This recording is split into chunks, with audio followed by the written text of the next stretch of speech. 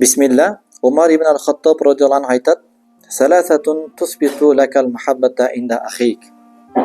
Üç nerse şol коомчулукта досторуң арасында алардын жүрөгүндө сага болгон махабатты дагы бекемдейт дейт.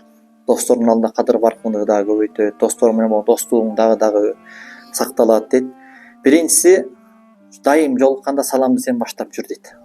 Экинчиси, сен отурган жерге досуң келип калса, калктуу болсо акырын мындай бир козголмуш болуп, жая бермиш болуп, мындай бир кел отур деп мындай бир кичине бир аракет кылып кой дейт да, былтый отура бербейчи. Үчүнчүсү, ага жаккан ысым менен кайрыл дейт.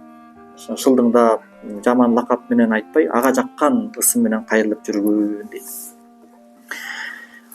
Экинчиси, Жафар Содик радhiyallohu anhu, Хусейн радhiyallohu anhu'нун небереси айтат: "Ла ятиммул маруф илля би саласати." Жакшылык үч нерсе менен толук болот дейт. Тажилихи, эртерээк муктаж болуп турган мезгилде кыл дейт. Поэзия өтүп кеткенден кийин эмес. Ва тасгирихи, анан ошону кичинекей деп сана дейт. Эртелетип бер.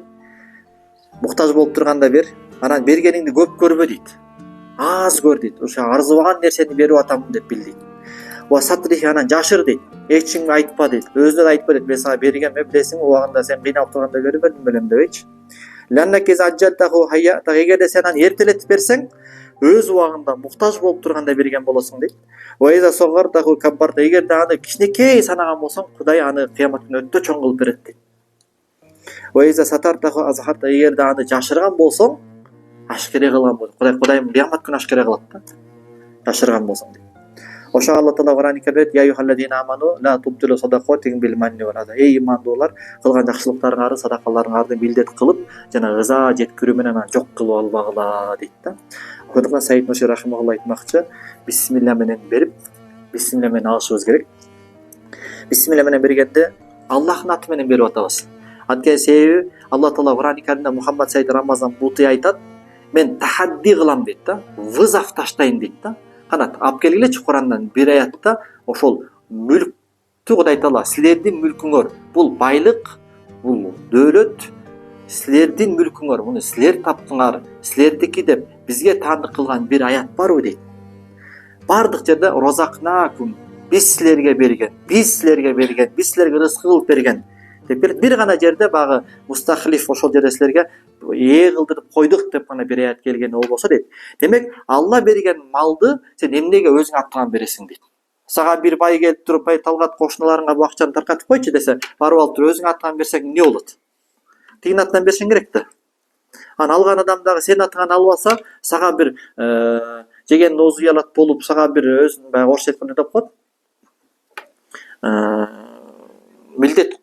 Милдеттүү болуп калат да.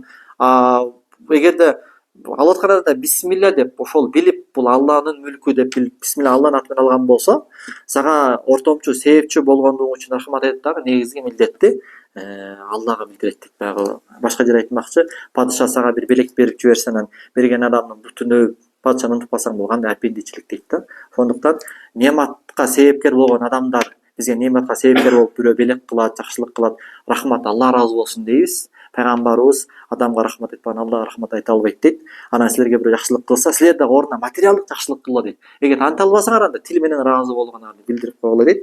Бирок чыныгы мунайим болгон, белектин ээси болгон Алла Таалага ыраазычылыкты билдириш керек. Андан кийин Мамун Рашид, бул Аббасия халифатындагы бир халифа айтат: "Алихвану саласату табакот." Достор үч тайпага бөлүнөт дейт. Биринчи тайпа тамак сыяктуу дейт. Дайым алар менен байланышта болуп турушуң керек, ошондой сага пайда берет дейт. Экинчиси, кээ бир достор болот дейт, дары сыяктуу дейт. Ооруп калганда пайдалангандай, баягы муктаж болгондо ага кайрылсаң, дары сыяктуу сага пайда берет дейт. Кээ бир достор болсо уу сыяктуу болот дейт, андан качышың керек дейт. Халид ибн Соффан айтат рахимахулла: "Кайсыл үч нерсеге айла жок дейт. Үч нерсеге айла жок дейт. Биринчиси факрун юмазижу касал дейт. Адам кедей болсо, и плюс жалкоо болсо, бул айла жок дейт. Бул адам эч качан жарабайт дейт. Кедей плюс жалкоо да. Эч качан бул адам жарабайт дейт. Экинчиси адаватун юдахилуга хасад, бир душманың бар, и плюс ал сени көрө албайт.